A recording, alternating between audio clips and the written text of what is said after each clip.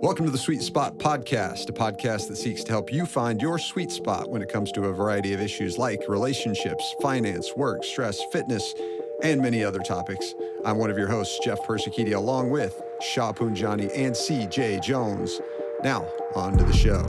All right, everybody, welcome back to another week of the Sweet Spot Podcast. Today we have Alex Rincon with us, professional boxer. Should be a cool conversation. So welcome to the podcast. Thank you. Thanks for having me. Yeah, you bet. We'll follow up to last week. We started out talking about me getting shoved in an MRI machine. So I think I kind of owe it to everybody to How'd it go? report back on that. Well, you know, I was concerned because I'm super claustrophobic and I've heard horror stories. Apparently there's a final destination. I intentionally did not go try to find the Final Destination.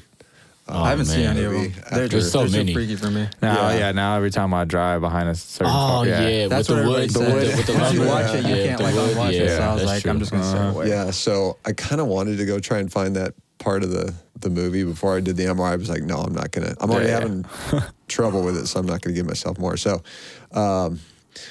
not gonna lie, I did pick up the script that the doc called in for me because I was like, I just want to be, a little sedated for this thing because, and the thing is, they were telling me it's better than the old MRI machines used to be. They're a little bigger and it's not that big a deal, and your head's gonna stick out the back, and so it's not gonna be a problem.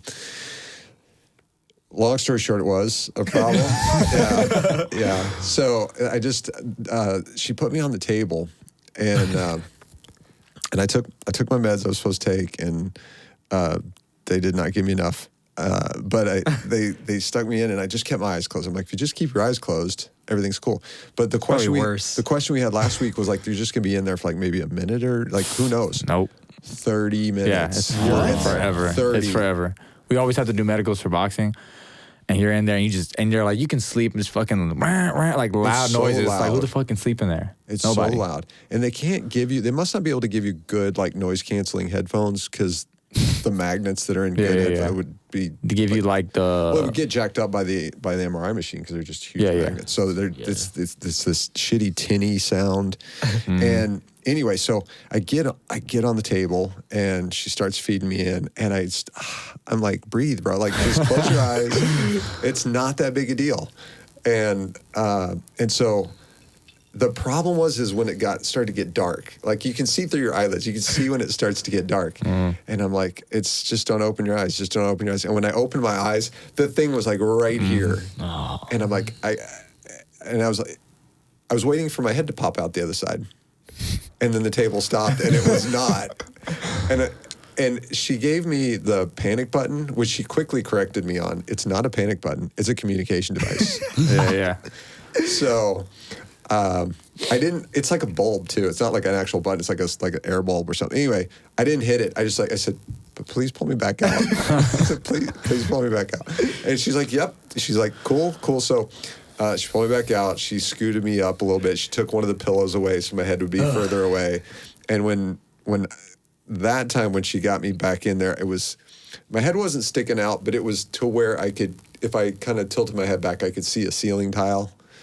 And that was enough. That was, and then I could kind of chill out. And it's all so stupid because you're not in danger at all. I don't know why your brain does that to you. And maybe if I had to do it all the time, I'd get. Yeah, the first time I was there, it was kind of like it's uncomfortable because you're even it depends on what they're checking out. Like if they've had to check out my wrist or something before, and like you're like stiff like this, where my arm goes numb for 30, 45 minutes, and I'm like this, like it's uncomfortable. But after a while, it's really like just like I feel like it's a mental thing. You just have to go in there and just like, Like how often do you do it?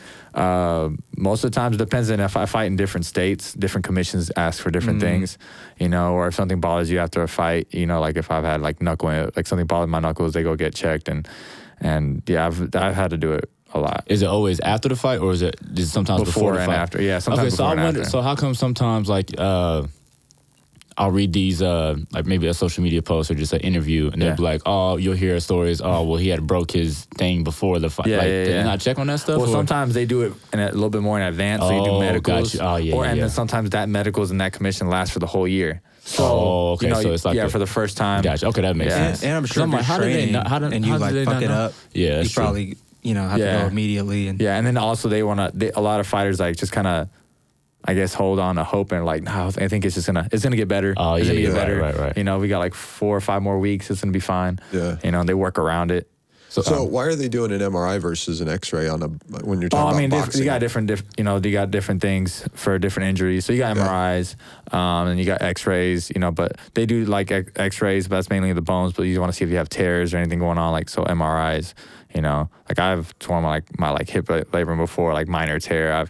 I mean, as a fighter, I've been doing it since I was like 6 years old. So I mean, I've had all kinds of things. I can't stop looking at his knuckles. Yeah, my knuckles are like all bruised up. And they're like all dark, if you can see. Like those are weapons, right? Yeah. Well, I'm especially excited about this episode, obviously, because I've known you personally since. Long time since middle school. Around those days, because I think I would see you at the rec center. Yeah, I mean, at least 10 years. Yeah, Rosemead. Yeah, I remember that. He's always been a big bro to me. So again, like I know you personally, but I feel like we've never had like an in-depth conversation to hopefully offer people some advice and kind of learn more about you as well. Yeah. So I'm really excited about this personally, and I know these guys are too because I've hyped you up a lot. Yeah. And obviously along with that, man, you coincidentally announced a fight. Yeah. So for the people that are listening, if you want to, start the episode off with that. Yeah. So I actually had a fight date originally planned for February, and this Monday they gave me a call right before I was going to the gym. My manager gave me a call, say, "Hey, January 2nd, get ready." And it was kind of like, oh shit, like, all right, I'm happy. But then like my weight cut was planned for February. So I was like, okay, now I really got to step on it. So I'm fighting January 2nd at the American Airlines Center under the Ryan Garcia card. He's fighting Luke Campbell. Tickets go on sale. What's today? It's the 10th, yeah. The 10th. So tomorrow, the 11th, they go on sale at 10 a.m. But yeah, it's going to be a great show. Ryan Garcia is, he's a big attraction to boxing. You got a lot of great fighters fighting on that card. And, of course, me and other prospects are going to be fighting. So it's going to be an exciting show. And finally having sports with fans. So they're allowing fans. Oh, cool. Originally I was supposed to be fighting we were thinking California, but they have a bubble. And that's kind of like, having to be stuck in there. Right. You're limited to what you can eat, where you can work out. But yeah, man, I'm excited, especially fighting back because my last fight was at the Verizon Theater in Grand Prairie. Yeah. And then like I had a guy who didn't make weight. He weighed 20 pounds over because I know he didn't want to fight me. Yeah, he did not want to fight me. Like this guy looked like he didn't. He showed up to weigh-ins late, no sweat on him. And I'm like, this guy, like maybe he dried off or something. I don't know. And then they said 20 pounds over. I was like, what? 20 pounds over? Like I was. Did he look like it? I mean, I didn't get to see him. Yeah, they were in the restroom talking to my manager. My manager was pissed. My manager was pissed, and I was mad too. Is that the only way to get out of a fight? Like you just? That, or you can just fucking not show up. But man, that guy wanted to. I think he just wanted a free trip. I'm like, you're an idiot if you wanted a free trip because you're from like Arizona and you went to Cali. If I were you, I would get a free trip to New York, something like that. But. Yeah, I had a lot of things happen, but I trust in God's plan, I mean, things don't happen. Things happen for a reason, and some things don't happen when you think they're supposed to happen. So, I mean, it's been a dream for me to fight. Since I was a kid, I've always wanted to fight American Airlines Center. That's cool. The Cowboy Stadium was never really this Cowboy Stadium was never really a thing when I was a kid. So, me being a big Mavericks fan, I've always wanted to fight American Airlines. So, when I saw the announcement, I was like, man, this is all a plan, Cool. Yeah. So take us back to the beginning. You said you started when you were 6? Yeah. So what kid at 6 years old wants to start getting beat up on and hitting other people? My grandfather was professional in Mexico. So that's kind of how it started off. It's more of a family thing. Professional in Mexico. My dad did it. Amateur boxing for a little bit. Started taking care of my older brother. My brother's 28. He's about to turn 29. And he's professional as well. He's 10-0 with 7 KOs.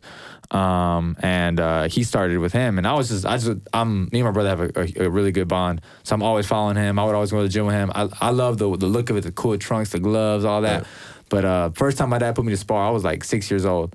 And then I sparred a kid who was like 9 years old, and I I beat the shit out of him. Like he was bleeding, and I don't know why, but I threw my gloves off and started crying. Or nothing? Oh yeah. Oh, dang, but he was busted. Oh yeah. God no. And I just threw my gloves off and started crying for no reason. My dad said, "What the fuck? Why are you crying? You just beat his ass, you know?" And I'm like, I just didn't like fighting. I didn't like it, but because me and my father growing up had a rough relationship, and anything when it dealt with violence, I didn't like because it brought me back to that kind of that trauma. And so all the way up until even when I was in high school, like I did it, and everyone saw this side of me, like, oh man, he loves this shit, and I'm like, dude, I hate it. I legit would try out for sports that I didn't even enjoy just to get out of boxing. Like, so what part about boxing did you not like? It's just a constant like pressure that they have on you. My dad was very hard on me, and I know it was for a bigger reason, but at that time, you're a kid, you don't really get it. Right. Having to make weight and fighting all over, like people from all over, and I just didn't like to fight. And I could fight though. Like I was lazy as hell. Like I'd show up, do the main workout with the team, and then I'd be in the back, and they're like, "Where's Alex at?" And I was out in the back shooting hoops, and I would never train, but I would always win. And finally, like at 15 years old, I went to the National Junior Olympics. I got second place, so I was ranked second in the nation. That's cool. And then my senior year, I had just finished basketball season, and I only had 2 weeks to train. But I was always in shape. I'd still go to the gym when I could. I got ranked number 1 in the nation, fought in Ukraine, representing the USA team in 2013. And then over time, that's when I decided to turn pro. And that's whenever I was growing more and more in love for the sport because I knew what it could do for me, my family, and then obviously my future family when that day comes, for my kids. So that's kind of how it all went down. But really, I hated the sport. But I saw what it was doing for me, and I learned to appreciate that. So would you say you, growing up, you were just already talented than everybody else, and then the work ethic came? Not saying you didn't work hard when you were younger, but then the work ethic came once you saw, okay, wait, I think I got something. Yeah, I was always the type of guy, like, my energy was crazy. He could tell you. I was in the basketball gym, like, I was everywhere, but it was just my work ethic for that. Like, it just wasn't really there. Right. I would just be lazy. I didn't want to do it. I would, cheat, like, 6, we had to do 8 rounds in the bag. I did like 5 or 6. Or I'd go hide in the restroom, and like, when coach said, "Where's Alex?" And I would just, I was in the restroom, but like for 30 minutes, now, I feel like, and I can honestly say I'm one of the hardest workers. Like, you can ask anyone in my boxing gym, like, this dude does not stop working. And they call me Aquaman because I sweat so much. So, so where would you say that work ethic and that discipline comes from? Because I would think of, like, getting ready for an opponent, like the discipline plays a huge factor, you know what I'm saying? So it's different now in the pros than it was the amateurs. Growing up, more of it was just the stuff I was going through. My parents ended up separating, again, that rough relationship with my father. Even though me and my mom had a great relationship, I just felt like kind of like the black sheep of the family. So I just I felt misunderstood as a kid because everyone was kind of following a plan and I was the one not following that plan. Yeah. So I felt like I wasn't being understood. So I would just not go home, or I would just stay other people's places. And, my family's a great family. They raised me right. I was just a kid, teenager, know, and I think I grew that. In Spanish, it says it's called carácter, and that means it's kind of like that aggression you have. Like, you need to have a más carácter, and so that's what I would use. And because me and my brother, if you watch my brother fight, he's very technical, and I'm technical as well. But when he throws power, he's naturally strong. My brother hits hard, but me, it's more of like an aggression type of power. Okay, and I feel like I've gotten that from that. But now, as a professional, you're more disciplined because, this guy here is about to come in and rip my head off. We're not wearing headgears. We're both wearing 10-ounce gloves. We had to make a weight cut.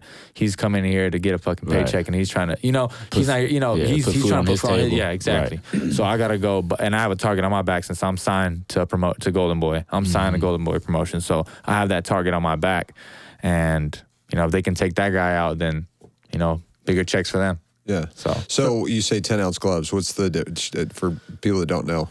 So one weights, I forgot the smallest weight class is, but all the way up until 147, you got 8-ounce gloves, and then 154, which is the weight class that I fight at, is 10-ounce gloves all the way up until 200 plus. And so those gloves are so much more smaller. So, and the way you wrap your hands with the gauze and all that and the tape, it's like, it feels like a brick. Whenever you're hitting the bags and you're hitting the mitts, it's solid. It's compact and solid. When you're training, you use 16-ounce gloves, sparring 16-ounce gloves, 14-ounce gloves. So obviously, build that muscle endurance in your shoulders and stamina, and just so you're obviously, you know, just constantly working with heavier gloves, obviously for your hands too, have more padding. But when you fight, a 10 ounce glove is way smaller. And so we're both human. So that guy, if that person hits you on the right spot, that's what they always say. The other fighter has a puncher's chance always, because it just takes that one shot to land at the right spot. Lights out, done.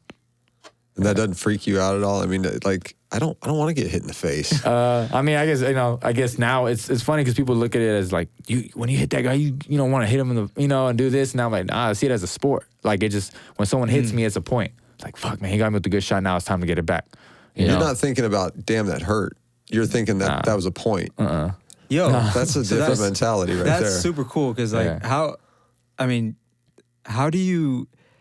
Because I mean, off the ring, people may not know you. I mean, you're really a nice guy. Yeah. You know what I mean? So how do you like separate, the aggression, from that? Because I feel like Mike Tyson, for example. Yeah. Like I mean, I don't know him personally, but it sounds like he doesn't really know how to control that off the ring without weed. It sounds like so. I mean, he's publicly said that, and again, he has said that. I mean, so his podcast, that he started, Hotboxing, yeah. Apparently, this is word of mouth, but somebody told me like that's what mellows him out, and he's publicly said that. So for someone like, I know you personally, you're like the nicest guy. I would, if I saw you in person, I would have never thought that you're like a professional boxer. You're like a nice guy. So. How do you how does that mindset come about? Kind of like I said, it's mainly like the fact that I see it as a sport, and he's had too many. He's had too many. It was actually wasn't even your fault. It was a mix right here in the middle. Sorry. So because you see it as a sport. Yeah, because I see it as a sport. But like I said, whenever people are landing certain shots, it's like, if I see the guy hurt, I'm like, oh man, let's get him out of there. Let's get the job done. That's how I see it, as not like, oh, I'm trying to break this guy's head off, because at the end of the day, we're humans. We both have families to go to. Right. It's health at the end of the day. Don't get me wrong. I want to hurt the guy for 10 seconds and that's it. I'm not trying to, but I always mellow it out, because it's just my composure and discipline that it's taught me. The way I was raised, my family, and my boxing gym, the Irving Police Academy. So they've been very strict on like discipline and how you act. If you lose, when you win, don't be a person that rubs it in people's faces. When you lose, don't. And I was a sore loser growing up, man. If I lost, I would throw chairs. But what's funny, most of the greats would say that. I feel like, you know what I'm saying? Like, they just hate losing. I just don't like to lose. I just like, hate to lose, because I just know how much time and effort I put into it. That I'm like, I don't want to fucking lose. And even if there's times in boxing, the word is overused, called the word robbed. I got robbed. I hate using that word. In amateurs, you get a lot of that, because there's a lot of politics. Anything you do, politics. To answer your question, I mean, the composure, I just...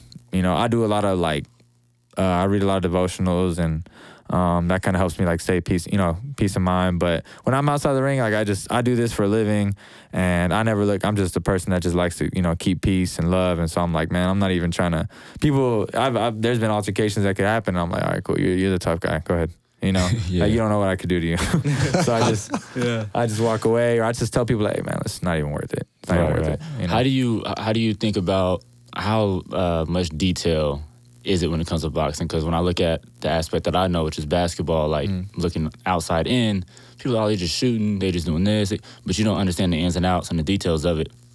So when it comes to boxing, when I don't know if you saw the Nate Robinson fight, did you see that? So I feel like with him, so I feel like with him, he didn't really go into much detail, or he didn't follow his training. He just went in there fuck it, I just try. So how important is detail? So homeboy, what's his name? Which one was it? Jake or I was one of the Pauls. It might have been Jake. I don't even know the name. Luke Paul? I don't even know who it is. I don't know the name. I don't pay attention to those guys. But he obviously sticks to, that guy stays in the gym. He enjoys the sport. He likes to study it. And I think there's a lot of people that have to put respect on the name of boxing because they think it's, oh man, I can go in there and punch the back. Man, I'm a fitness instructor as well, so I teach classes at Title Boxing, and I personally train people. So once we add boxing in there, man, I've seen other professional athletes go in there and try to do it, man, and they are done. But it's because it's a different type of exertion. It's different. It's a craft. It's art. Right. You know what I'm saying? People, Nate Robinson went in there thinking, man, I'm in shape already. I'm a basketball player, and I just gotta it's out there swinging, and that's it. If I catch him, nah, dude, it's technique to it. Now he caught him with the shot where he saw him falling in, and he just dropped his head and just swung.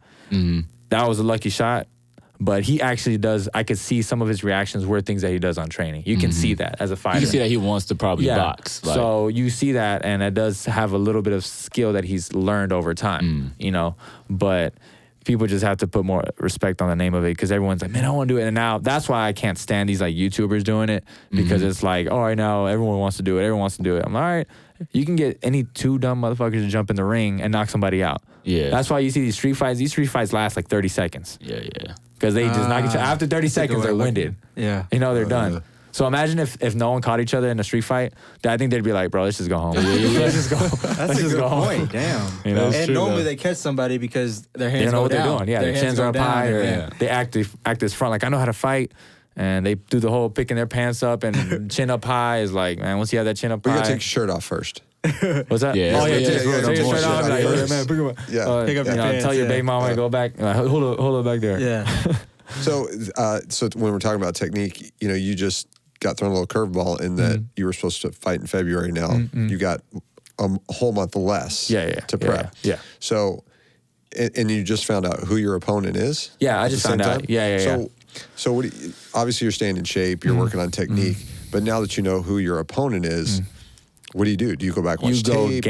You go game plan now. So whenever you're in there, you stay ready for whatever. That's why it's always important to work on technique every day. And whenever you get that opponent, you look at their mistakes. Now, I really don't watch film for more than 5 minutes at the most. Really? Because what happens is I feel like certain people, when you look at film for too long, you're looking at certain mistakes that he's making with that guy. With that guy. So maybe he's dropping his hand against that guy because that guy feints a lot. Or maybe he puts pressure on him because maybe that guy can't take pressure. But you look at habit, you can know how to tell these are habits or these are things that he's doing in that fight. So I watch it. Okay, that's all I need to see. This guy, the guy I'm fighting, puts his hands up way too much. Elbows are high, body's gonna be wide open. He's a sloppy fighter, doesn't have his balance when he comes forward. So all I gotta do is catch him coming in, break his body down, and I should be able to stop him. Because I just seen that much of it, and like it gets to the point where I can't. Not that I can't sleep, but my mind is running, and it's like I'm in bed and like I'll twitch, or I'm thinking of, okay, this is what I'm gonna do, and I move this way, I'm gonna slip this way, and pop this jab and move this way, and when I'm in the corner, I'm gonna breathe. Like that's what your mind is running. Like today, I tried to nap, couldn't nap. My mind's running, and that's what you go into. You go into game plan mode. So we start doing the mitts, working. Okay, this guy's gonna dip this way. Work on certain shots to set up. Obviously, still working hard, but that's why boxing is a lifestyle. It is a lifestyle. Whenever you get, like, for example, I got that call a month short. That's why you have to stay in the gym. You have to make sure you're close to fight weight, and that's why it is a lifestyle. It's not, there's no season. The boxing is 24/7, 365. It's not any off seasons. That's why boxing is and I'm not being biased, but the hardest sport ever, like in the world. So you say you only watch like 5 minutes of footage, and what about your coach? Does your coach spend a little more time on that? Yeah, my manager and my coach do that. They look at it some more. Like I just, as a fighter, I like to look at that, and then they break everything else down too. Even I could say they probably don't watch it over and over and over. They probably watch 5 minutes of film on this one, 5 minutes of film on that, if they have that much film, So yeah, that's cool. So then you're got to make weight. So what weight class are you in again? 154. So that's junior middleweight. So you're about 6'2"? 6'2", yeah. 6'2", 154. So like, I don't know if I don't think we're giving away secrets. Hopefully not. Tell me how much weight do you have to lose to get in there? I can get up to about 180, 182. Which is where you should be. Right now? Well, yeah. I mean, that's 6'2". I mean, yeah. I thought you said like right now. I'm like, hell no. I'm not weighing that right now. I'm saying for like just a normal everyday person that walking height, on the street. That height, yeah. 182, 185, something like that, right? But yeah, that's how much I walk around at. You gotta lose 30 pounds almost. But if I'm in the gym and I'm eating good, if I'm eating clean, because I can be in the gym and all that, but if you don't eat, that's why I tell people it's all about how you eat. It's all about how you eat. So if you're eating like shit and you're going out and Chick-fil-A is not that bad, blah blah, but like and then especially in Texas, like I feel like everywhere the portion sizes are insane. Like they give you way too much. But anyways, like you have to cut way much more if you're eating like shit. But if I'm in the gym and I'm eating clean, I'll be like 15 pounds out. Yeah, 16 pounds out. I've had a few experiences with people cutting weight before, and it's crazy how much weight when you know the technique and you know it sounds super unhealthy though. Yeah, and it's pretty unhealthy. Yeah. So, have you had a situation where you were really struggling to make weight and? No, I've always been very disciplined. And my team can always say like one of our coaches always loves to say like, man, y'all, you and your brother, I don't ever have to worry about y'all. He's like, y'all are always on weight. Y'all eat the day of the weigh-ins. I eat breakfast the day of the weigh-ins. Oh, but wow, it's mainly cool. like what we stay away from is liquids at that point. We stay away from liquids because your body wants all that. It's dehydrated. So as soon as you drink, it just shoots right up. But I'll eat like half an omelet, like a seafood omelet in the morning. And then if I'm like still like 6 ounces under, I'll sip Pedialyte, check my weight. Okay, I just gained 2 ounces, sip Pedialyte. And then I'm like right on the scale. Wow. But I mean, you're talking about like what scale are you using? Because that's not the same scale you're going to be stepping on. Yeah, no, they'll usually give you like a test scale. So you go downstairs. And we usually try to stay 2 ounces under our scale just in case. Yeah. And then we go check. But a lot of fighters, I haven't had to do it yet. I did it in the amateurs before, but like if you're right on the money, if you're 2 ounces over, just drop your draws. It's 2 ounces. So they have to put like a towel up, drop your draws. Yeah. Oh man, that's crazy. Yeah. So, what? Like, let's say you're 2 ounces, you lose your shorts, and you're still an ounce over. You got to go cut weight. How long do they give you? Yeah, I was they give you like 30 minutes. So certain, I think I want to say I haven't had to go through it, thank God. So, but I think certain commissions are like, all right, you got 30 minutes or an hour, because every state has different rules. But for the most part, they're like, all right, you got 30 minutes to an hour. Or you just go. Some people run your go. ass off. Some either try to go pee. Some just goes run real quick, jump rope, shadow box, a little bit of midway, get on the treadmill real quick. Get a sweat in. People spit. You just chew gum and spit. We're talking like spit, like you chew gums, or like people get they say with their saliva and just spit in a bottle. Yeah. And I saw a dude in the dry sauna one time doing that, just sitting there spitting and sweating and. That takes some discipline. Oh yeah. And that's why like it's important to do that before, so you don't have to do that shit there. And then if you do end up still being overweight, like I had a guy, he could weigh in like 1 pound and 2 ounces over. And I was like, you little fucker, like I know what you're trying to do, And so what is he trying to do? He's just trying to come in with some more weight, not have to cut weight. And then, but my manager's like, it's all good. We're still gonna beat his ass. He's like, all right, yeah. But I think after certain amount of weight, you negotiate a percentage. Like, all right, I'm getting this much percentage of your check. So we're still fighting, but I'm taking $1,500 of your check or $2,000 or regardless whatever. of the outcome. Yeah. So I'm still taking your money. Okay. But they try to come in. Dude, like, I didn't know that was a thing. Yeah, I had to do that in my 5th fight. I'm not saying that's cool, but it's cool to know. That's that why I was happens. like, all right, okay, So, cool. so how many fights are you in right now? 7. Professionally? 7-0 with 6 KOs. So I only had one guy go the distance. Yeah. Nice. Yeah. And from what I remember, one of them was at the Star. Yeah. So that was my 2nd fight. Yeah. So it was outdoor? Outdoor, What was that experience like? Man, dude, that was insane. And like, rest in peace to my coach. I was so happy that my coach had passed away 2017 that year in October, and he got to experience, my hometown love. And he was like, man, I was like, this is crazy, because we were about to walk out from the doors of the Star to the ring, and it was, I'm talking about packed. It was people everywhere, and they had banners of me, like all kinds of, like, it was insane. It was crazy. And I almost wanted, like, people were cheering my name before the bell rang. Like, they already announced my name, and it was hype, and it was loud. And it was loud, and it was outside. Because, when you're inside, all the noise is going to you. We're outside, so, but it was still super loud. And, when the bell ring, I hear him chanting my name. I'm like, everybody shut the fuck up, because I'm about to go crazy right now. Because of that energy, but I loved it. Like, it was, but it was my 2nd fight, and I stopped the guy in the 1st round. Wow, nice. So it was a great experience. Was that both of y'all's? Did y'all share that first experience? Like, I know was that your first big fight? That was my 1st fight at home. Oh, at home. Yeah, okay. At home. Yeah. So that's why it was a big deal for me. With that kind of crowd, though. Yeah, with that kind of. Because my first fight was in Turning Stone. It's a casino. It's in Verona, New York, upstate. Okay. So there's not really much going on in that area when it comes to sports. So when boxing goes there, like they love it. And we have a lot of love out there in Verona, New York, with fans. But we went from that, being my first fight. I don't know people out there. It's not my family. And for like my mom went out, some family went out, and then that fight, like, friends from high school, you know, family, boxing gym, the Dallas DFW boxing community was there. That's cool. So y'all got to experience that together. Yeah, that's yeah. That's cool. So it was a good experience. And I got to show my coach before he passed, like, look at the love I got here. And he was like, man, we gotta bring more fights to Dallas, blah, blah, blah. And he loved it. He even wanted to move down to Dallas. He wanted to move. He's like, man, because he saw it was very diverse here. They're in Maryland. So there's a lot of African Americans in that area.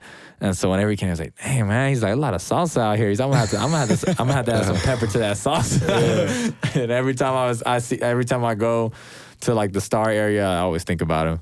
You know, yeah. So where exactly was it? Was it where like the turf is normally? Yeah, right in the middle. So the ring was right in the center, and it was like I can't believe like they had like certain tickets, and it was fresh. That was the very first fight ever held at the Star. So I was like, it was great to be a part of history, and they had like standing room ticket. Man, you could have got a $25 ticket getting better seats than the people that paid ringside because everyone's out there. So you can move wherever you want. Mm-hmm. It wasn't really structured. You could tell because like security, when we were trying to get into the back, like security was, you know, so it's like a mosh pit kind of. Pretty much, yeah. Dang. So it was pretty cool though. It was pretty cool. I mean, they had their barricades and stuff, like things that were like, you know, but when it came to like, all right, we got this on lockdown, we're used to this. They weren't really, the security and all that weren't really on top of everything, but it was still a cool experience to you know, go through. So I know you said you know, watch other people's film 5 minutes or whatever it may be. And I know you personally, so I know you're probably working on a lot of your weaknesses. But do you ever watch your own film and try to correct? Because I know in basketball, like we normally watch our own film and see where the mistakes happen. How does that work in boxing? Yeah, I watch certain fights. Like I'll watch certain fights. I'll go back to certain fights. I'm like, okay, that fight I could have done way more of this. And there's times I'm pretty hard on myself. But I mean, that's how you become great. That's how you get better. And there's certain things like, I needed to step back a little bit more. So I start working on these things called half steps, like adding a little half step back, creating space when the guy smothers you. Instead of sitting there and trying to throw, your shot's going to be smothered. Take a little half step back, create space and throw. So there's little things like that I'll work on the bag or on the mitts, you know, things like that. And I'll look at a lot of film and just kind of watch back. But I mainly watch obviously through fights. I look at a fight, I'm like, okay, I could have fixed that there and just work on it in the gym. So prior to this fight coming up, again, I know you already know, like you're already working on it right now. Yeah. But for the people that may not know, you know, what are some things that you've kind of like focused in on and said, like, I need to make sure I polish this before I go into the ring, or if any. I mean, with this guy, I think my style is, you know, he's like perfect for that. But I just got to make sure I keep him at bay. Because I even though I'm a tall fighter, I can fight on the inside. And that's where a lot of people get it twisted. They're like, oh, man, he's tall, I can go on the inside. I'm like, nah, man, you're probably going to get fucked up even more on the inside. Because that's one thing my brother taught me. He's shorter. My brother's 5'8", 5'9", or like 5'9". And my brother's 3.5 years older than me. So my dad, whenever me and him got in arguments, my dad would make, all right, go in the fucking garage and go handle it. So we would go in there and my brother beat me up. But I had to learn to fight on the inside. And by watching, I'm a very big visual learner. So that's why I was so good at a young age without having to train hard. You know, I would just watch and learn. So on the inside, I can just do that too. So for this, the guy he can smother me on the inside, and that's why I'm like, all right, go ahead, bring it on the inside. That's fine with me. And when you say inside, for like the people that don't know, up and close. So when you have people, you know how people are, they call people like, oh, they're always hugging and holding. It's like, no, it's clinching. Now I understand people are wrapping up and all. Okay, then I get it. That's holding. But whenever you're on the inside, you know, you're staying tight, looking for openings on the inside, body shots, uppercuts, things like that, coming up over the top, hitting them in the temple. And those are things I like to do on the inside. Because even though I'm tall, I can sneak some shots in that they're not expecting. Okay. You know? So that's interesting you say that, hitting them in the temple. I've never really thought about that. Like you're aiming for the temple. Yeah. So like the temple. Why? Because that's like, these are the spots, those shakes your, like it messes up your equilibrium. So whenever you hit here, like you just get dazed and rocked and your legs are the first things to go. So whenever you see, you know, people get hit and wobble, their legs go, it just shakes everything because it's all, you know, your nervous system. So so you got the temple, like what are the targets here? You get the temple, you got the chin, like a jawline right here.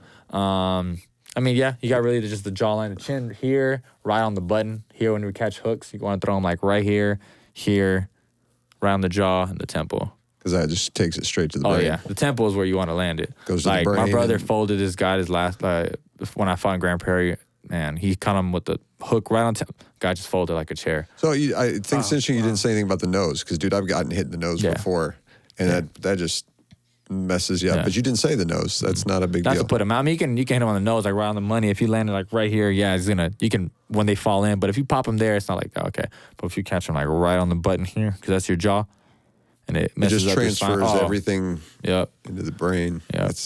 Dude, there's so much technical stuff that you It's just kind don't of know like about. golf. You know, golf is so technical. No, I'm not. I played golf. No one's ever hit me in the middle of golf. Yeah, I'm saying, No, it's like- nothing like golf. But golf is super technical. You know, it's not, you have to have like the correct form and this and that. You Dude, know, I totally got knocked out playing golf today. Boxing is obviously harder because you have to have a mixture of technique and athleticism. But I mean, I'd like for you to talk about, you know, how you're super versatile. I think, you know, like you grew up playing basketball. You played varsity. Like, and when people say I played basketball, it wasn't like you weren't good. Like you played varsity 3 to 4 years. You know, and you were starting. Like you were a good player. So how? I know people struggle with like balancing that out. How did you kind of find that balance and separate those sports? Well, for me, like basketball was my passion as a kid. I wanted to go to the NBA. I wanted to play college ball, and you know, my senior year I was killing it. I was doing really good. I remember. And one of the coaches had told me like, hey, there's some letters that you can go to college and maybe work your way up to like a, you know, D1 potentially. And I was like, look, if there's not anything full ride or anything, I don't want it. You know, boxing is obviously was getting me going, but and at one point I actually did quit boxing for like almost a year. I got screwed over at nationals. Beat this guy barely touched me. Somehow he won the fight. Okay, cool. In the amateurs. So then I was pissed. I was serious, like, you know what, screw this. If they always fuck me over somehow, I'm gonna just work, and then, you know, go to school or whatever, play ball. I was working like five jobs, and like my dad was just calling. He was like, hey, come back and fight, come back. So I was like, you know what, dude, just shut you up. I'm gonna fight. And then after that, you can't tell me anything anymore. And from there, like, I just stuck to it. But I had so much going on for me in boxing that I just couldn't, you know, and that's what kind of has me so versatile and different as a fighter. I'm tall. I feel like basketball definitely shot my growth spurt up, you know, going up in high school, and it kept me in shape. You know, different attributes. I move more the way, because you know how when basketball players, they get set, they're a lot of lateral movements, and that's what helps me with boxing. I can very you were two-way elusive. players in basketball. I mean, you played. You were probably the best defender on the team. Yeah. You also were a really great offensive player, so that's a good point. I mean, really, if you're in a defensive stance, that's like pretty close to a boxing stance. So I would always like think about when I would like jab somebody really quick, that's how I would like steal the ball. You know, like, all right, just jab, feint. And when boxing, you feint, trying to create openings. I'm like, all right, which way is this going to dribble? Is his hips opening up this way? Which way does he want to go? And that's what I would think about when I was playing ball. And I was always in shape, because like we would always do a 1-3-1. I remember one game I was like running back and forth. You were the top guy or the forth. bottom guy? Oh, top guy. Top. And so the coach was like, man, you don't want to break? I was like, no, man, I'm good. This is fine. This is easy. You know? And he was like, shit, this guy's in shape. You know? Because I did cross country. Like starting off in freshman year, I did cross country at 5 a.m. I ran like 4 miles. Went straight. I told the coach, hey, I got to go to basketball practice. I went straight to basketball practice. You know, went there. The whole day at school, I was fucking hungry. I was eating everything like at school. And then after school, I had boxing. I would just repeat. Yeah. Damn, dude. So it was just a freaking lifestyle. Discipline. Yeah. Damn. So I'm interested to know, like, you know, mindset is such a big deal for sure. to all this. Yeah. Not just, you know, the prep is one thing, but tell me what it's like when you get in the ring for a fight. Like money's on the line. You got, you know, live people watching. Yeah. You got people you're trying not to let down. You got your promoter. Is that the right way to say promoter, it? my manager. You got those people you got to show for. So what's the mindset? How do you prep for that? I mean, really, I don't even think about that. I just really go in there and I'm like, all right, time to clock in and do my work and do my job. You know, I go in there, it's time to do my job. You know, I think about all the time and sacrifices I make. Like I'm flying out to DC Monday to finish training camp. And, you know, I isolate myself. I'm not spending Christmas with my family this year. So there's just some things that, like, you know, people don't realize, like, fighters have to sacrifice. And, it sucks, you know, that I'm going to be with my family. But it's, you know, for a bigger purpose. And I know afterwards I can celebrate. But I think about all the sacrifices. Like my first fight, I was out there for over 2 months. And I'd get a little depressed. I'd get upset. I'd get frustrated. There's times I was like, man, I want to fly back home. And it's because I was in an uncomfortable situation. But I was like, you know what? Oh, fuck this, dude. You signed this contract. This is what you wanted. Bite down. Fight through this shit. It's gonna all be worth it at the very end. And it was, But it's a lot of sacrifice you got to make. But you get in that mindset of like, all right, you're the guy across fucking your bitch ass is the reason why I could not spend time with my family. Sacrifice all this time. Can't be with my mom. Can't be with my brother. Blah blah. I'm gonna beat your ass for this shit, pretty much. And so that's what I think about when I'm in there. Obviously not just go out there reckless, but I'm gonna break you down technically, and then obviously work my way up because I think about the money, but at the same time, like I want bigger checks, I want bigger fights, I want a name for myself, I want to represent my city, represent my name. So the fight starts. Like put me in your mindset. What are you thinking? I know there's someone you're looking at. Yeah. But I'm guessing you're looking through them. Oh, I'm looking in his eyes. You're looking in his eyes. Yeah. Is there some sort of communication between? I mean, is there you talk shit during the? No, I mean I'm real respectful. If they ever, I haven't had anyone talk shit, but I haven't had anyone talk shit yet. So that day comes. So there's no talking. There's nothing. No, is there no like obviously there's no talking shit, but like I know in basketball like there's like. There's certain things where you kind of know, not like verbally talking shit. Like there's people make faces and stuff. They'll like start taunting you. Okay. I've seen them drop their hands and like do this little head thing. They'll start smiling at you. They're like, huh? Or like, all right. And then I smile back, all right, bitch, you think you can take that? All right. But I haven't had anyone do that. But in the ring, I'll look them in his eyes. Especially when we touch gloves. We have our face off at the weigh-in, so I look into their eyes and I don't look away. So it's just kind of like locking in and looking right at them until if you see a little, like kind of, I don't know if you've ever seen this Mike Tyson. I recommend this to anyone who watches this. Look up on YouTube Mike Tyson's intimidation video. So he talks about how when he breaks down every single feeling and emotion he goes through, and he says, and he looks into their eyes, as soon as they move just a little bit, their eyes go somewhere else, I know I got them. That's it. I know I broke their spirit. So I look into their eyes, and when we're in there, the bell rings, I take one deep breath, I'm like, all right, let's go. Let's do this. So I go out there and just it's just all technique. Just, all right, jab. It's just thinking about looking, being careful. All right, pop, setting everything up. So that first round, you're just breaking things down. Okay, what is he? Okay, feint. So what does he want to throw? Okay. But you already kind of have that process of like, he likes to do this. He likes to do this. So you're setting things up. Once you land, and then usually for me, I'm like, all right, let's see how he can take my. So once I land a good shot, can this guy take a shot? Does it make him uncomfortable? All right, and that from there is how I take my game plan. So everybody has obviously their own game plan, but like as a viewer standpoint, right? First round, we want everyone's like, to be thrown, right? But obviously, looking at it differently. So when you go into the first round, it's about putting your pieces to where they need to be. At that point, feeling each other out. How long do you think? Is it the first two you think, or not? I think first two. Okay. Every fighter is different, right? Some people just come right at you. Some people you get some people that just come right at you. There's some people that very. This guy's kind of like a sloppy, aggressive fighter. So he might try to kind of press me out, but I have range. I have a long, big amateur background, so it kind of that helps me because when I'm amateurs, you would fight different people from different states and nationals like every day. So you fight a guy from Philly, different styles from Philly. Fight a different guy from Cali. So you have to adjust, and they're only 3 minute rounds.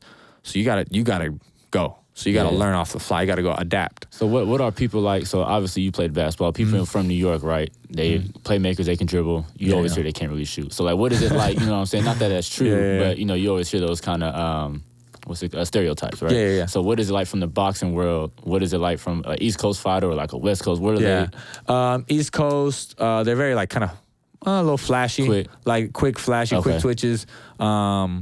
And then you get like the Philly people that are just, because everyone knows like Philly, that's, growing up from Philly, you're tough, blah, blah. So they have that tough, I guess sometimes it can be a facade. It can be like, all right, like, I want to, that demeanor. But sometimes it's like, all right, like they put this shell, like, oh, I'm tough. And they fade in like the third round, I've gone down to spar in Philly before, and I've got some good work out there. And it's a guy who's real flashy at first, but like he starts kind of slowing down, So those openings start to open whenever they get tired. That reaction isn't that fast, or he doesn't move out the way as quick enough anymore. And but you have different styles. California got a lot more Latinos out there, so you got those Mexican style. Texas is a very broad state, so you got like it's very diverse here too. So you got different styles everywhere. Cool. So just like in basketball, you got different styles and whatever coast you're in. Same thing with boxing. Way. Yeah. When you're sorry, I forgot. But when you talked about how you took a break off of boxing and you came back, you think that definitely, you think if you didn't take that break, you probably would have burnt out, or you think you needed it? And the reason why I asked too is because I feel like, you know, too much of something isn't always good. And then I look back at when I stopped playing, and you take yourself away from certain things, you become to look at things differently, and you get better at it. And then what do you do also on top of that? Like, what do you do outside of boxing that, you know, it brings you peace, or just, you know, takes you away from that element, because you need to get away from times? That's actually a good question. I can't even answer that question. I think it did better for me, because when I came back like, I gotta bust my ass now. And I was training hard. So it kind of almost like refueled myself a little bit. But like really outside the ring, like I play a lot of video games. That's one thing. Okay. I play a lot of Call of Duty, Warzone. You know, I do that. That's just for fun, you know, but also get some time to myself and kick it with my boys without physically leaving my house. Or like I actually started music. Making music this year in like March. And actually, like, I didn't know how that was going to go, as in, I knew I could write, but it's like putting the pieces together. And also, like, I hope this doesn't ruin my love for music and my passion for music. Because now you're making it. I wonder how is this going to change my, you know, perspective on it. And I love it, man. It's a lot of fun, dude. My favorite song, I was listening to it earlier this week, was "It's on Me" was probably my favorite. Oh, okay, my favorite one. And if you had to choose, did you like that one? Eyes on Me. Eyes on Me. I told him that too. That's a good song. Yeah, I liked "It's on Me," but if you had to choose, like, if you had the bread, right? Obviously, features cost a lot, but who would be your two top if you had to make a hit, like? Which one? If I had to make a hit, so I got my two. I got my two for you. I'd have to be strategic, even though I don't listen to the guy. But what about favorites? Favorites, okay. Like, I'll answer both. So I'll do for a hit. Yeah, for your style. I got my two for you. He has two numbers and it's a sex position. 6'9", okay. Because it's a hit. His numbers, right? That's smart. That's smart. That's strategic. Strategic. You gotta be strategic. That's all strategic. That kind of fits you though, too. Okay.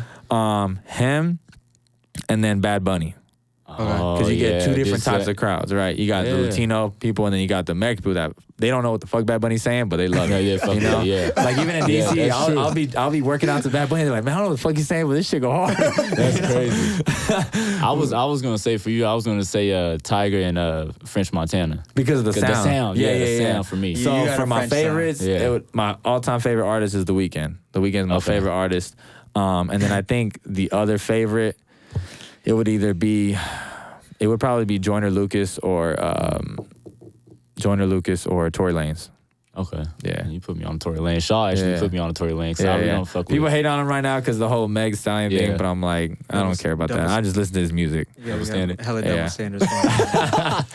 For real. But nah, I mean, I actually enjoy it, man. That project was pretty cool. And I actually been recording a lot. Like, I have another project that I'm trying to come out with possibly like February or March. So I just been doing it.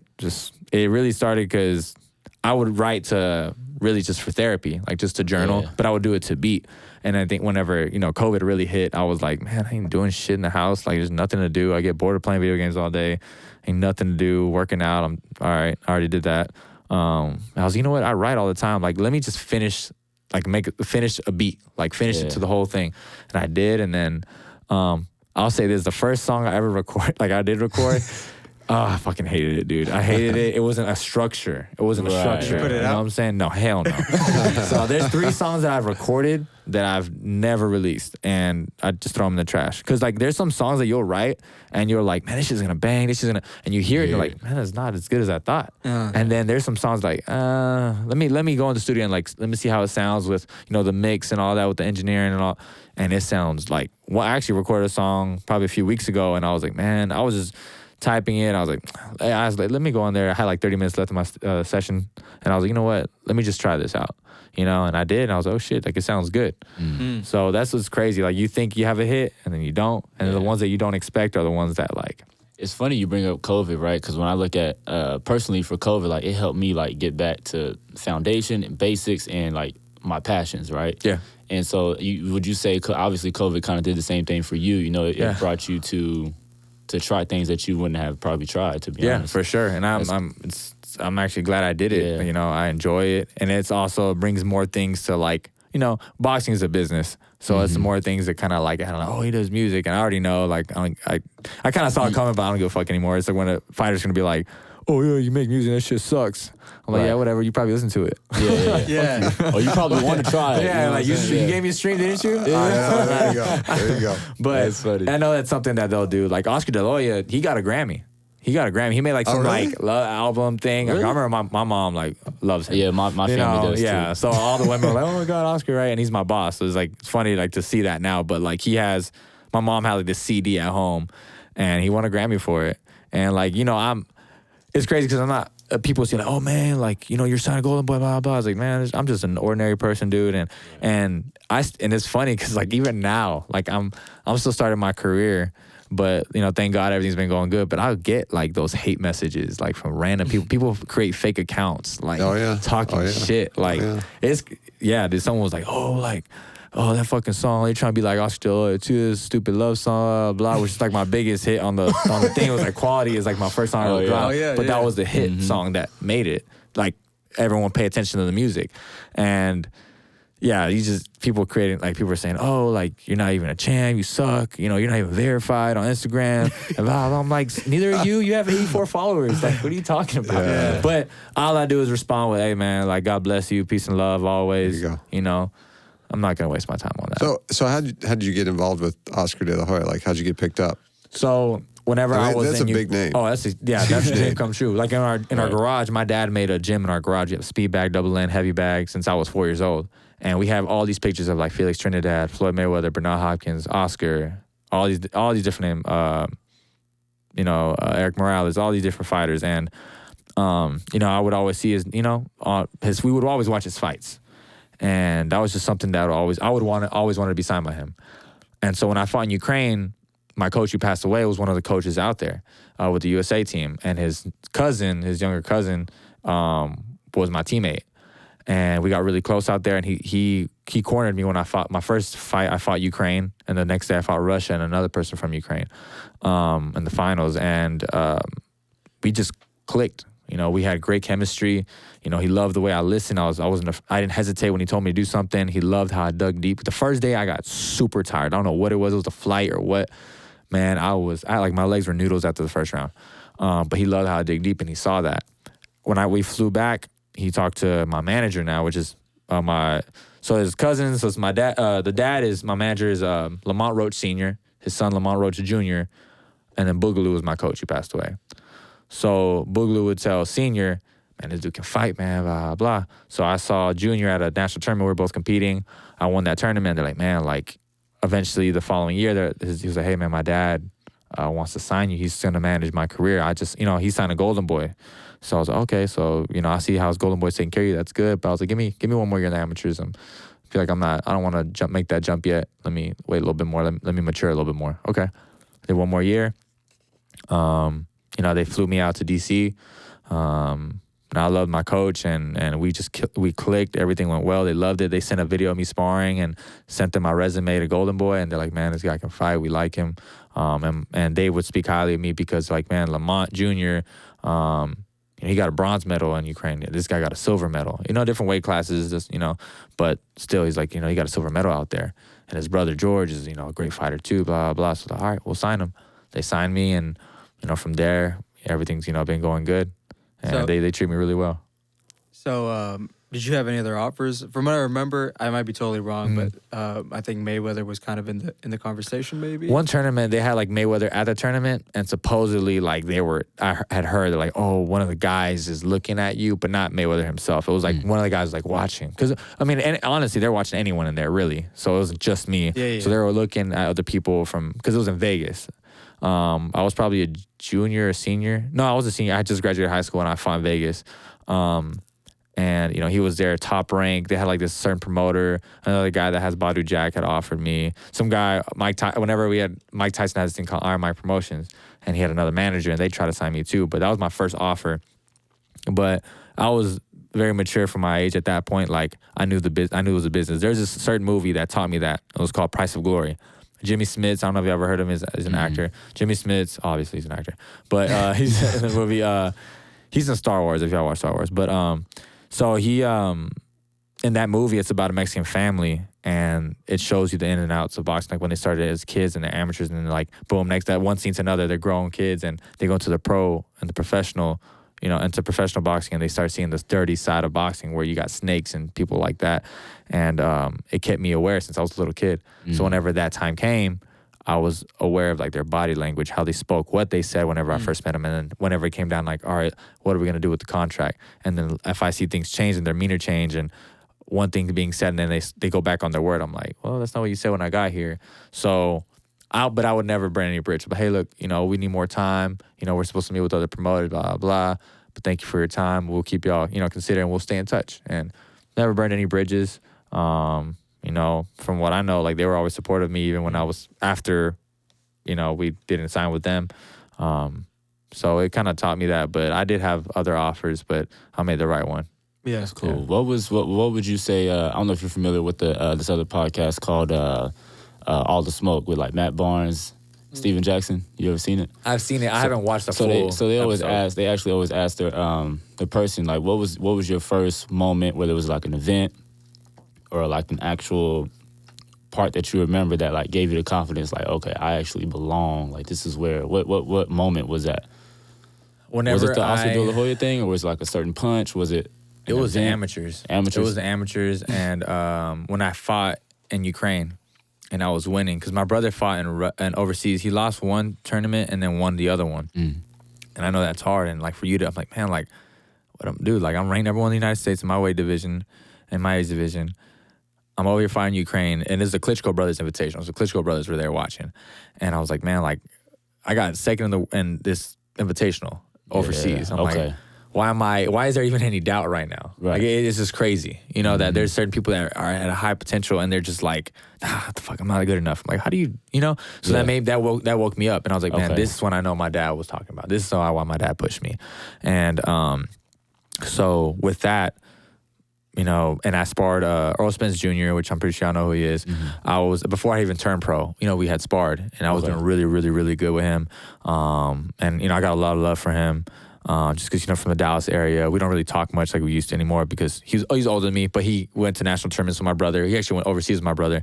They're good people, very good people. And like when I saw it, because I knew what he was already an Olympian. He was already pro, getting ready for a southpaw fighter. So I'm southpaw. And me and my brother would, help spar. George would do 4 or 5, and I would do 5 or 6. I did really good. And at a young age, you don't have that man strength like you do when you're like 23, 24, 25. Right. And I was still a teenager. So I was like, man, like, I was in there with him, and, at that point, and it kind of woke me up. I was like, I can do this. You spoke about you and your dad. You finally realized what your dad was talking about all those years. Like, how was y'all's relationship? Do you think it made y'all relationship better when it came to, or how did y'all figure that out? Like the father and son relationship thing? Because I could kind of understand, like, I've been through that. So yeah, I mean, and it can be like, son and mom, daughter, father, whatever, like that relationship you have with your parent. I feel like everything's, I do believe in that. I know it's very cliche, but like everything does happen for a reason. And I feel like, when my parents did separate, it broke my heart. I was only 13, 14. So, that was a hard time I was going through. And I was finally able to be a little bit more of myself at home. I could say the jokes I wanted to joke around. I could do what I wanted to do. And that space created us to be ourselves. And when we did see each other, it's kind of like that distance thing. Like, let's say you move out and you see your mom, like, oh man, I just nothing but good times now. Nothing but good times, Yeah. Episode 1, baby. Yeah, so that's kind of how it is. And so I only see my dad when I go to the boxing gym. And occasionally we'll go, like, hey, watch a movie or go watch a fight somewhere, go grab something to eat. That's crazy. And it kind of brought more peace. So, like, obviously now I'm 25, and like I can say certain jokes now, like we joke around certain things, and obviously, we're not perfect, so there's still things that are buttons that we push, but it's because me and my dad are a lot alike. Yeah. That's why we can clash heads. But, I know everyone can relate to that, and this is even a story about like the relationship. It's more of like anyone can go through that and get out of that. And there's times that you get into it with whoever it is. You're like, fuck, man, why can't this be better? Blah, blah. It's like, man, I think it's a miracle that me and him even got to the point where we're at now. The progress that we made now is even a miracle. I never thought we'd even make it to that. Yeah. So I'm just grateful for that, period. Cool. So I just know, like, if I can go like that through that with my father, I know anyone can get whoever it is, whether it's an ex, whether it's a spouse or whatever. It's just, it can be done. So now, do you have a son? You have a kid too? Or no. Okay, I thought I heard you say something about my boy or something. So I thought. Oh no, God no. Well, I think God no. Don't put that on it. Right. My bad. Yeah. To kind of go off Do we need to just edit that out? So we don't even make it in. We don't want to put that in there. No, to kind of go off that, I mean, it sounds like you're super genuine, you're super mature, you grew up at a young age. You know what I mean? So what? And for the people that have played sports, and CJ, I've publicly said, is like one of my mentors in the sports world. We always talk about how like everything that you learn on the court, you can take into life itself. Yeah. And a lot of the stuff you're saying is stuff that you've learned on the court, stuff that you've learned in the boxing ring. And that you've taken. So what are some, like, if you had to name one or two things that really you took off the ring or off the court into life itself, and how important is it for children nowadays to participate in sports? I want to answer the second question first, because that's the one thing that like I feel like needs to be said nowadays. Okay. Is like, I think everyone can agree that like I get sick and tired of seeing these like participation rewards, blah blah. It's like, because nowadays kids are soft. People are soft. Not all of them, but the way their society's making it. It's to the point where like now like these kids aren't disciplined. You touch them, it's it's abuse. They're sensitive, whatever. And then now these kids don't know how to work for that. Like you gotta like now it's just Fortnite and the game and not outside and being tough and getting rough and getting the scratch on your arm and blah blah. And when I was a kid, I mean I'm not saying it came from the poor kid blah blah. Like we didn't really have a lot, but we knew how it was to work for shit. Like I'll never forget this. And this is something that boxing taught me too. And that's how I appreciated the sport of boxing. That I remember I would wear only certain clothes to school. I didn't have that much clothes. And someone had told me, why do you keep, he's like, hey man, a friend of mine I thought was, he was like, why do you always wear the same stuff to school? And I'm like, I don't have clothes, And like I told my mom that, and she just started crying. And she was like, I'm sorry, like if I'm not doing enough, you're like, no, it's not you, mom. Like, but can I have some more clothes? Now I would go to school with like these Jordans I had, my first pair of Jordans ever, it had like holes in them and it looked like fucking someone pissed on them. Like it was like bad. But boxing, literally everything I wore from there on out, when boxing gave me, you would win tournaments and you'd have shirts that you would win and all these things that you would win. If you win, you would get more shirts. So that's how I was getting my clothes, Wow. And so I was wearing like sweats to school and this is not because of boxing, so that was giving me my clothes, and things like that. And it taught me to work my ass off for things, that even though sometimes I was lazy, but I learned that over time, and kids nowadays, it's important to be in sports because, I was in middle school, going to high school. I was a little knucklehead. I was mainly around the wrong crowd. They were good hearts, but they're just everyone trying to fit in. Yeah, they didn't know. Be yourself, and go get what you need to have. Don't follow what's cool at that moment. Because I would always in high school, I would go down the halls, and I was kind of to myself. I had my group of people I hung out with, and I said hi to certain people, but there was always the cool cats hanging around this little area, and it always made me laugh. Because I was like, I hope y'all know y'all's cool shit is only for 4 years. Mm-hmm. Once you graduate, you ain't that boy no more. It's about what we do after this. And so I think it's funny how like there are certain people that I've come across, like, oh man, you still doing this? I'm like, yeah, because no one knows how to stick to anything anymore. They're like, you still boxing, bro? I'm like, dude, I've been doing this since I was 6 years old. So it teaches discipline, structure, composure, and knowing how to stick to something and working hard. Because whenever you do get that win, boxing, whenever I win a fight, it's like, don't get me wrong, it's a high wave. It feels good. It's amazing. Everyone shows me all this love. My posts go to like 800 likes, 900 likes. And then as soon as I post a picture up of me and my little baby cousin, back to like a couple hundred likes, all they want to care about is what you're doing whenever you're doing hot shit. And it's taught me how to keep my circle tight. And that's what I like about you, bro. You're super authentic, and it might be because I know you, but you give off that vibe, like you don't do it for social media. Like like you just said, like you post not only like your wins, but you post like behind the scenes, like your little cousin, like you said. But like for me specifically, like basketball taught me how to be coachable. Basketball taught me how to be able to work in a team setting, you know, and stuff like that. So is there like a specific thing besides like work ethic that, like a skill that you learn through basketball or boxing that you use in the business or that you use in, you know, life itself? I think really just being grateful for the tough shit that goes on. So like if you had a hard day at work, something that you couldn't get, I'm gonna get that down. And it's like when I had that guy that went the whole distance with me with my fight, my only guy has gone the full distance. I trained my ass off that fight that I could have done 2 more rounds. I was like, man, I felt fine. I felt good.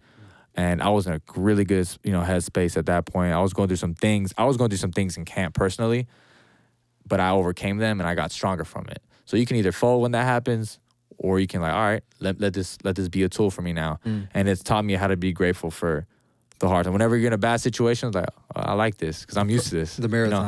You know, I like being put in these hard situations. And don't get me wrong, sometimes you do get in those and you're like, oh, do I? You know, but it whenever you overcome it, it's like, all right, I've done this before. It's like whenever you're hooping, right? Oh man, we're tied up, we're down by 3. I've been there. We've been there. Let's get this win. It's same thing with that. And boxing's taught me how to just work through it, grind through it. There's been times, you know, we're humans. We get dazed. I've been dazed before. I've been hurt before in a fight, but it's poker face. You don't show it. You don't ever show when you're hurt. You don't show when you're tired, because as soon as they see that, they jump on you. So it's just about, and that's how I use that in life too. You know, I'm a type of person that I wear my heart on my sleeve. You know, I'm never gonna hide that. I wear my heart on my sleeve, and sometimes kindness can be, you know, taken for weakness. Right. If you come across the wrong people, especially. But I don't ever really regret that either. But it's definitely taught me that. A lot of nice callbacks to some of our previous conversations. I know, man. You know, kindness being mistaken for weakness, things like that. And so I changing just a little bit. Day of walk-in music. Is it the same every time? Nah, like you mix it up? I try to be like really strategic about it at first. Like, all right, if I'm in the West Coast, I'm Mexican from the Mexican music here. East Coast, hip hop. You know, hip hop over here. I remember when I came out to El Chapo, the game El Chapo. I came out, man. My manager's fan was like, yeah, it was like, you put me on that song, you know? CJ. So that after a while, I was, you know what? All right, enough of the strategic shit. Let me come out with Pumps Me Up. My favorite song that I've ever walked out to it's Uptown Vibes. That's my favorite song ever. Fab. Uptown Vibes Meek. with Meek Mill, Anuel, and Fab. And that's my favorite song. That's my last song I listen to when I run. I get hyped when they play that at the club. Dude, that song right there got me so hyped. And really, what I usually do is what song I listen to the most in training camp is what I walk out to because it triggers everything in my mind. You're right. Everything Absolutely. I went through, you know, Golly. it's kind of like a flashback. You are so right. There's a specific song by Godsmack. Like if I'm going to be deadlifting or maybe throwing a lot of weight around, it's so weird. Like when I listen to that song, like I'll get goosebumps. Like it's just listen to that song. It just it I don't know what it does to you, but there's something that happens. Yeah. There's some things that start firing. That's pretty cool that you say that, because psychologists say like if you sit in a specific seat in a classroom and the teacher's, you know, obviously giving you information to learn, when the time comes, if you sit, you know, like in college, sometimes you have to go into the learning lab. Yeah. Most people won't do as good in that setting because they're not in the same seat. It's so crazy that you say that. Like that's so important. You talk about like testing, like you study in the same environment that you're going to test in. Yeah. So that's pretty much your song now. Every time. This next song, I think I might come out to. I don't know if y'all listen to YF and Lucci. It's called Down. Oh, I never heard Down is this song. I like what it says in it. Talking about everyone's down for you, you know, your team, nothing gets in between y'all. And that's just talking about like my team. He's a my motivational artist. Yeah. So I like YF and Lucci. So I was going to come out to one of my songs, but then I like to really keep things separate. Like I don't want to, I don't want to put the music over like, hey, you do music? Yeah. Listen to it. But I'm not going to be like, have y'all seen Adrian Broner? Like he would walk out to his music. He came out with like a headset with the mic here, and he came out with Kodak Black, and he was like singing as he's walking out. So I'm like, dude, you're wasting so much energy, like performing on the way to the gym. On the way to the ring. Did he lose that one? I don't even remember. I really don't remember. But I just remember that it was just funny. But I think he probably lost. Yeah.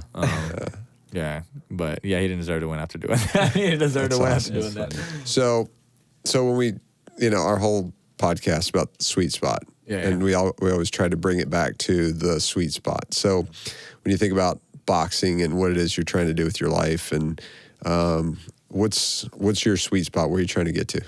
Man, I'm really just trying to, create a future for my family and for myself. My family's I have a lot of family in Mexico. I have Monterrey, Nuevo Laredo, Anahuac, and whenever you go there, it's kind of a humbling experience. More in Anahuac, where my mom's from. It's a super small town. You see a lot of kids walk with no shoes, barefoot. It's like just gravel and sand or whatever, dirt.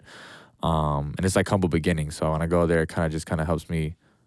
I don't get big headed, but it helps me bring my feet on the ground, and I just want to create a future for my family and show them that, like, me and my brother are first born generation in the United States, so we want to set an example, and it doesn't have to be boxing. Like, I tell people all the time, I don't want my kid to fight. If I ever have kids, I don't want them to box. They can go in the gym and work out. If they enjoy it, okay, fine, but I'm not going to make them do it, because this is something that they don't have to do. If I do this right, God willing, I do this right, they don't have to do this. I just was never a person in school I hated school. I slept in every class. I was smart. When I did it, I could do it, but it's something that I'm trying to build and make them understand it's bigger than boxing. It's not just about the sport. It's the sacrifices I have to make, put myself in uncomfortable situations. I have to fight my way through life, literally. But, I'm going to show y'all, okay, it wasn't just that. And I was good at other things, just to show, like, y'all can't just be good at one thing, But I want to set a legacy for my kids and for my family, and be that one genuine, unique person. That's not like, all right, when the camera's on, I'm going to be this other person, Being just a genuine person that can make it, Is there, you don't have to say it if you don't want to, but is there like a certain fighter you do wish to fight one day? Man, that was Mayweather I wanted to fight. Because I would see, you see him, it's kind of like whenever that guy's beating everybody in 21 or one-on-one, like, man, we'll play this dude, So Mayweather's also someone I wanted to, because I would see a lot of how they would headhunt him, and they would just go for his head, and like aim at the chest, because the head can move, but the body doesn't. So it's like I just want to fight him so bad, because I'm like, oh, like I want to, you're watching, but it's always like, it's one of those things when you're in there, it's so much different. But he's just someone I always wanted to fight, him, and even though Canelo's like not in my weight class anymore, Canelo would be someone just to, be in there. But anybody that you see like in the near future, that's a question I get asked kind of good amount, but I always answer with the same response, which is, and it's it's an honest answer, is like, I would want to name that, but it's like fighters always, someone can take a loss and boom, their career's done, which the world champions change a lot. Man, that's a good point. So I wouldn't, I guess name somebody, but I guess I can't really. Yeah, I feel you. I mean, that's so that's a good point. One fight can change your whole career. That's the sad shit about it. It's that back then, Mike Tyson had how many losses? Ali had losses. Yeah.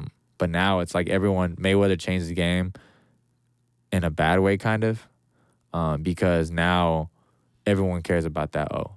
So as soon as that O is gone, oh man, you're nobody anymore. You lost. You took a L. You're not the best anymore. It's like, dude, like, just lost. We're human, dude. Like, that's so crazy. Yeah, that's so crazy that you say that, because that's honestly, it's not. It's kind of going back to like the children now. Like, that's not only in boxing. That's in life in general. Like, we don't want to take L's, and we don't cherish those L's. So. I mean, I've taken a lot of L's in my life, and I'm sure actually everybody at this table has. Man, those L's taught me way more than those W's did. For sure. And that's why whenever you go through another, anything in your life is like you've either come back from things really good, and I can say it for myself, like have gone through things in my life that I'm like, man, I reacted way better to something like this last time. Why the fuck am I not reacting that same way? And sometimes I get on to myself, like, you have to be your toughest critic. You have to be. Yeah. Cool. So it's your sweet spot. Let's go around. Shaw, what you got? I mean, man, what I got from Alex, man, is, I actually got a lot, and a lot of it, I guess I kind of knew on the surface level, but like being able to really deep dive into your life, and a lot of stuff I didn't know about you. You know what I mean? So I like how you mentioned, overcoming a lot of the adversity. You know, I like how you mentioned the importance of kids being in sports, because I'm around a lot of children at work. I'm around a lot of different people in life, and I feel like that's kind of one of the things that changed my life, and I know you personally, changed your life, changed CJ's life. And that itself, really, man, the sweet spot is making sure, your kids get into team sports, because it teaches character. It teaches hard work. It's a lot more than a game. I learned so many life lessons through basketball, even though I knew I wasn't gonna. I mean, I'm 5'8" in Brown. You know what I mean? I knew I wasn't gonna. But my best friends came from basketball. Yeah. I'm on this podcast with the dude that taught me how to play basketball. You know what I mean? I was one of your teammates, you know, so it's just crazy. Like 5 years later, so many relationships you build. It's way bigger than a game. Yeah. So, Cool. CJ, what you got? Mine, well, I actually got two, because I was thinking, so you and your father's relationship, right? You didn't get too into detail, but I can tell it panned out the same way mine's did, only because of how well-grounded you are, like, as a person. You know what I'm saying? So I don't have to know what y'all went through or the situation, but I know you're very well-grounded. And then two, like, when, reason why I enjoy boxing so much, right, is because within life, like, you talk about rolling with the punches. You talk about parrying punches. And then also, one thing, I can't remember who it was, but, you got to take some to give some, right? So sometimes you got to get hit so you can get the hit that you need. You know what I'm saying? So just with life, like, all that stuff, like, pans out, and that's why I enjoy watching boxing. Yeah. And so it was a honor to get you on the podcast, for sure. For real, bro. For that. You. So that's my sweet spot. Thank you. Nice. Yeah, so I heard kind of a recurring theme through this whole thing, Alex, and it was stay ready so you don't have to get ready. Yeah. And it wasn't said specifically that way, but when you go back and listen to this podcast, you're going to hear it. And it's, the win in the ring happens when no one's looking. It's all that stuff you're doing when no one's paying attention, and staying ready so you don't have to get ready. Heard that so many times through there. So, dude, I really enjoyed talking to you and just kind of getting in the mind of a box. I could probably do this for another 3 or 4 hours. I know. I was like, man, I hope this time is running out, because I like this. I love doing things like this, man. I really do enjoy it, because it gets to the other side of the other person. Right. And we've all watched someone box, but I've never actually, I don't think I've ever talked to a boxer. So much more to it. Yeah. So cool. I know I had a great time talking to you, and thanks for coming on the podcast. You guys have anything else before we wrap it up? All right. Yeah, that was phenomenal. Yeah, bro. dude. Thanks again for coming. Let's do Alex this. with Alex with the water. Yes, with the water. Hey, he's getting ready. He's getting ready. So, hey, thanks for tuning in today. We hope you're able to take away some meaningful content that allows you to find your sweet spot. If you liked what you heard today, please make sure to share this podcast with your friends and family. If you're watching on YouTube, please hit that subscribe button. Or if you're listening on other platforms such as Apple Podcasts or Spotify, please support us by hitting the follow button. If you want to interact with us on social media, you can follow us on Instagram at thesweetspot.podcast. That's at thesweetspot.podcast. Take care, and we will see y'all next week. Good job, guys.